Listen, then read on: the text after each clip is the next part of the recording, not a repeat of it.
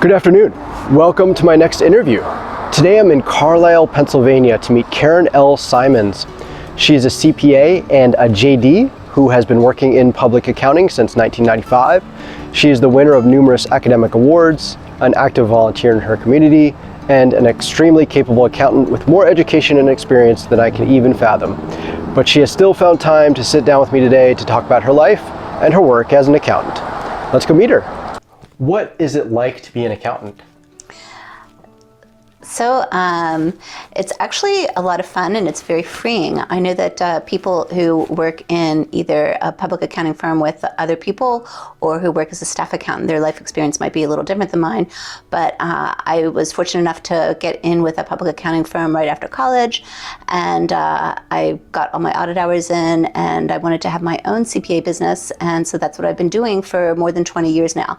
So I have a great deal of flexibility. Now, tax season, which is my specialty, is quite busy, and so from about the second week of December until the beginning of May, my time is completely taken. And then, of course, there's other deadlines throughout the year that I have to be mindful for. People who are on extension, they need to get filed either in September for some of the businesses, or in October for 1040s, or in November for the nonprofits that get on extension. Who are we? Are we just stuffy offices and green eye shades, or are we providing a valuable service to society? Well, we absolutely are providing a valuable service to society. As every accountant who goes through college knows, our industry was basically founded in 1933 and 1934 with the SEC regulations, and CPAs are known to be auditors. A lot of people associate tax, as in my own business, but being an auditor is the key point of being a CPA, and you are making sure that public companies are not lying literally to the public, so that you can be having an assurance that the value of your stock is the value of your stock, and that you're not being ripped off. Everybody knows about the crash of 1929, and we don't want to have that anymore, and CPAs are a vital part in making sure that we have financial stability in the United States. So no, we are not stuffy, and we do provide an exceedingly valuable service. What do you do? What does a typical day look like? So because I'm self-employed, I get up fairly early and I check my emails, maybe not first thing, but fairly early, just to make sure that there are no absolute crises going on with my clients. And provided there isn't, then I can basically get ready and get to the office, usually between 9 and 10. I will pick up on where I left off the day before, unless there is a crisis, in which case, of course, I'll be working on that. Every day is different from another. If you want to have that little merry-go-round job, that's where you'd want to be working, maybe in a company, and every month you're going to have your monthly close, you're going to do your receivables, your payables, all that kind of stuff. But when you work for yourself, every day is an adventure. So I usually set out in the non-tax season days, 6 hours worth of work, and inevitably somebody's going to call and want something, and they typically want it immediately, and I try to oblige. Sometimes I can't, but I try to get everybody's work done within a week when we're out of tax season. During tax season, though, everything is nothing can get out of line, or it's all over. It's the dominoes falling over, and it's a big crisis. But in the rest of the year, it's actually very nice. It's nice that you have some personal time. Maybe you can travel, or yes. What do you foresee is the future of tax and accounting? This is such a hard question. The services need to be done. Small businesses need their bookkeeping done. People need their payrolls done. Public companies need to be audited. All these things need to happen, but as we both know, there aren't that many people who are really going into the field anymore. Other fields have taken people's idea of what they want to do for a job, and I do think there's a little bad press with accounting, that people think it's very boring, but I don't find it boring at all. There's a lot of different things going on. So I think that in the last 2 years, the federal government has put some free tax services available on their tax pages for the IRS. A couple years back, I'm going to say maybe 10, maybe 20 years ago, they tried to do the same thing, and some of the larger lobbying groups in the accounting industry, the AICPA, and in fact H&R Block, which is the biggest provider of 1040s in the United States, their lobbying efforts paid off, and the IRS took all those things down. But I noticed this time they did not take them down, even though the lobbying groups were hitting them very heavily.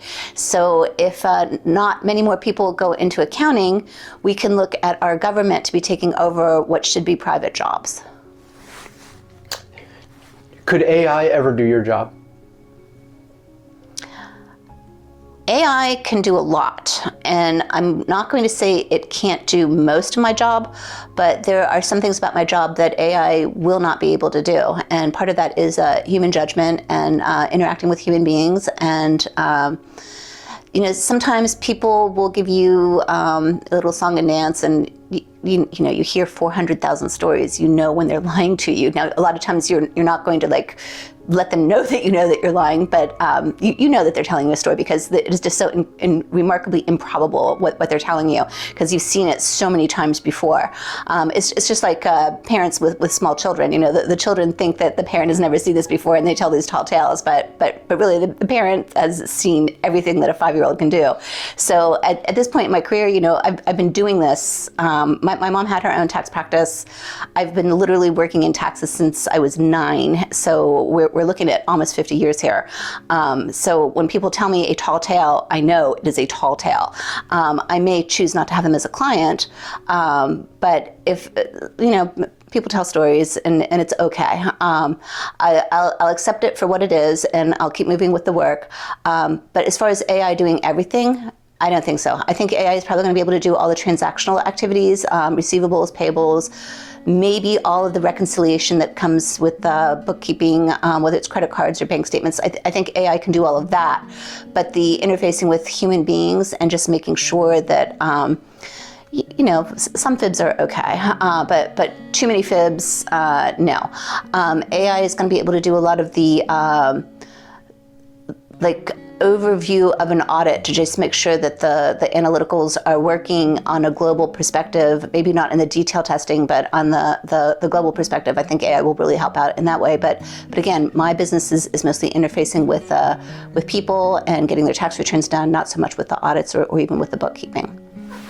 Why should or shouldn't someone go into the field of accounting as opposed to, say, tech or finance or even law? Well, I know you do law as well.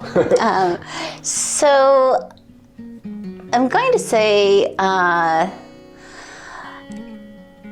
I think there's a lot of flexibility in accounting that you're not going to get with perhaps other jobs. Maybe within the tech industry where you can work from home, so anywhere you work isn't going to be a problem.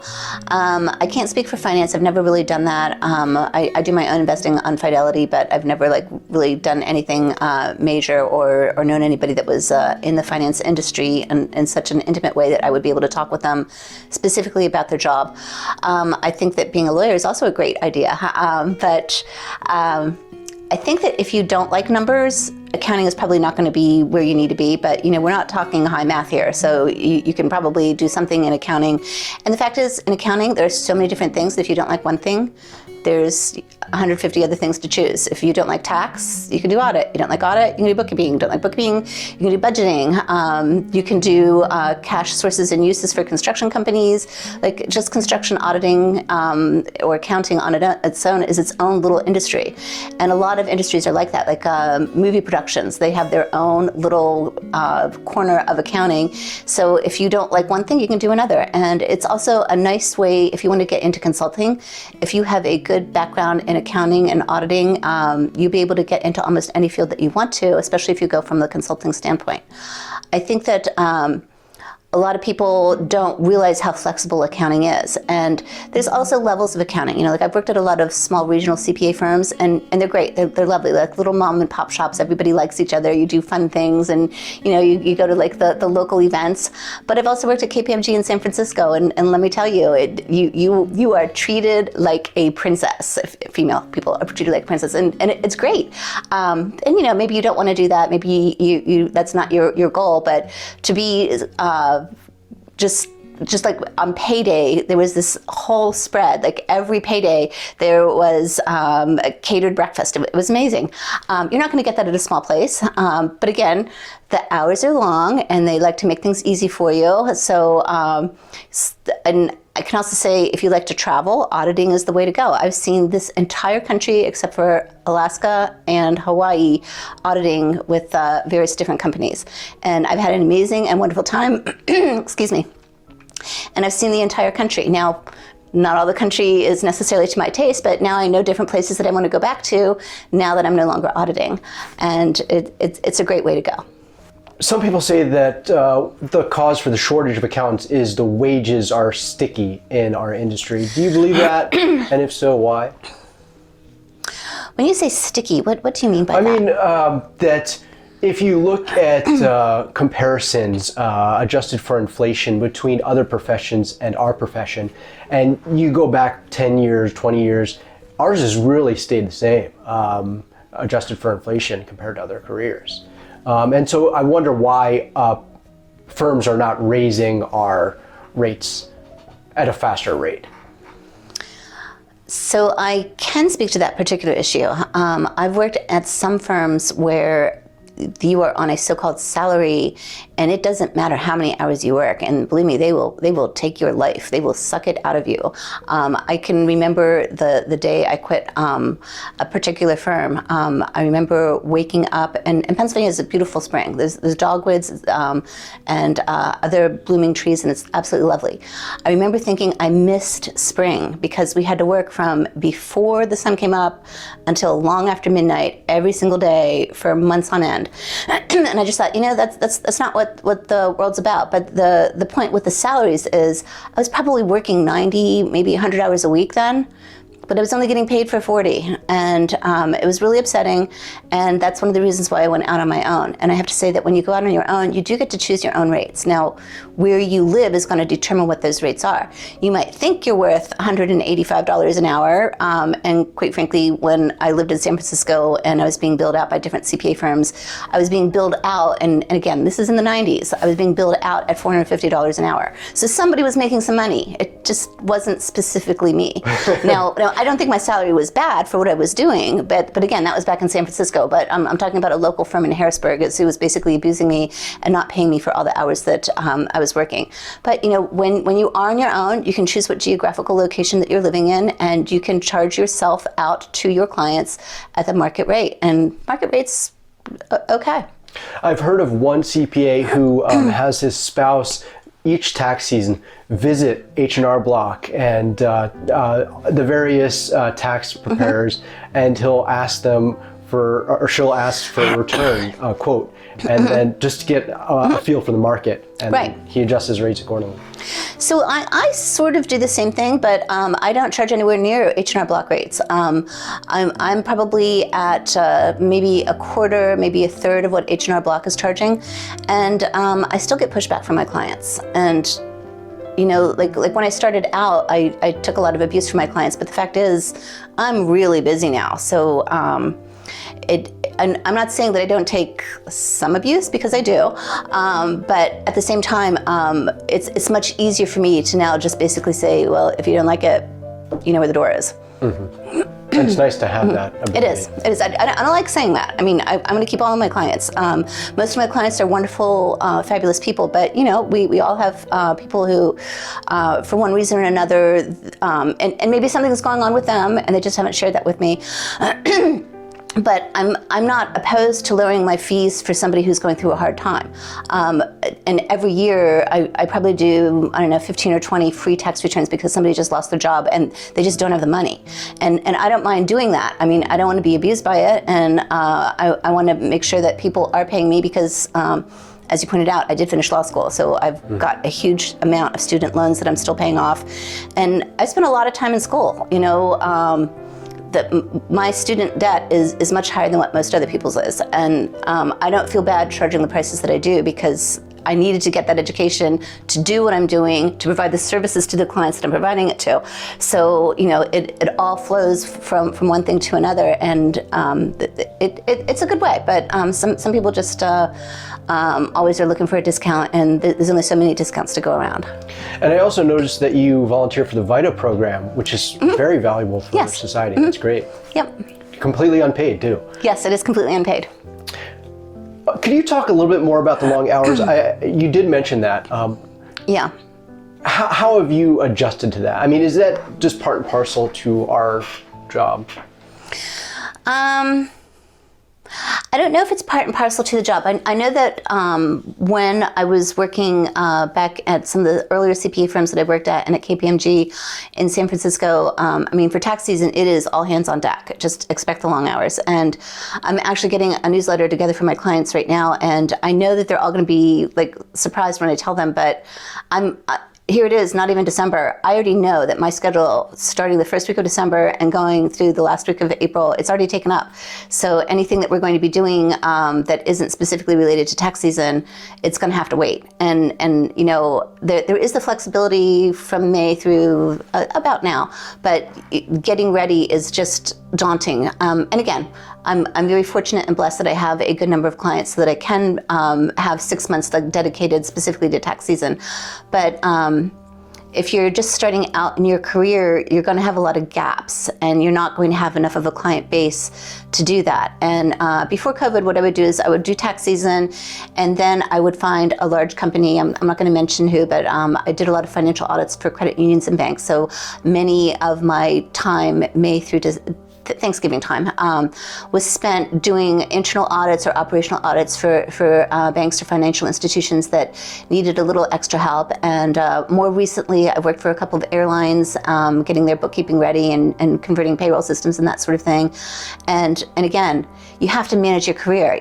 I program in 2 different languages. So not just the accounting, but being able to do Visual Basic and get things ready for people in a way that isn't just, you have to be proactive in your career. So if all you want to do is bookkeeping or be a staff accountant someplace, you probably are just going to sit in an office and work and go home, and that's going to be your life. But if you put the hours in, and it can be a lot, but you're young. What are you doing when you're in your 20s? You're finding who you are. You're going out socializing. You're meeting hopefully your life partner. You're doing a bunch of different things. But at the same time, if you don't put a big base in your career, you're going to be foreclosing on future opportunities that will come up in the future.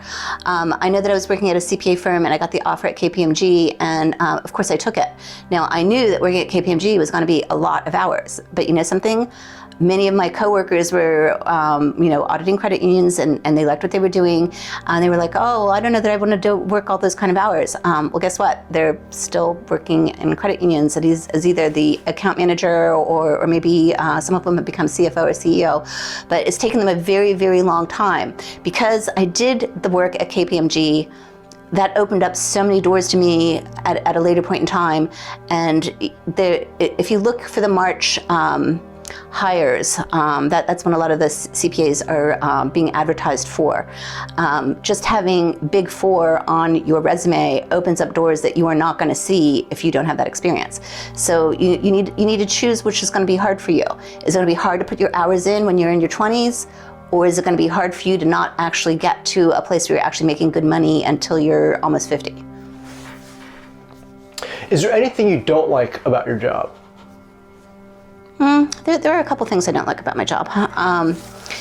So one of the most recent things that have happened that I really dislike about my job is the IRS and the Pennsylvania Department of Revenue have started sending out tax letters when they haven't finished processing amended tax returns. Nobody likes to get a tax letter. A lot of tax clients will think that you have made a mistake because they get a letter. And a lot of times, I'd say in the last three years, these automatic letters have been generated, and people are getting upset about these letters, and nothing is wrong with their taxes, and yet they're thinking that I made a mistake. And that is really frustrating and very irritating. And it's very hard to run damage control when you have no say with what either these taxing authorities are putting out to people. I know you mentioned that when you were 9 years old, you got involved with accounting.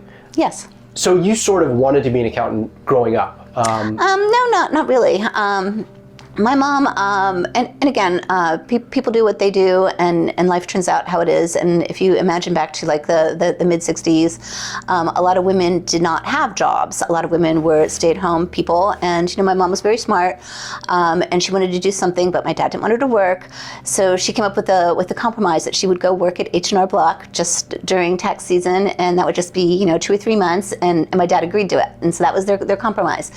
And after a couple of years of doing that, she started working from home and doing friends and relatives, just at the kitchen table. And this is way back when, before computers, when people were just with pencils on the tax return. And she would need somebody to go like make copies and that sort of thing, and to make the files. And that's what I was doing. I wasn't actually doing taxes back when I was 9, so I was exposed to it.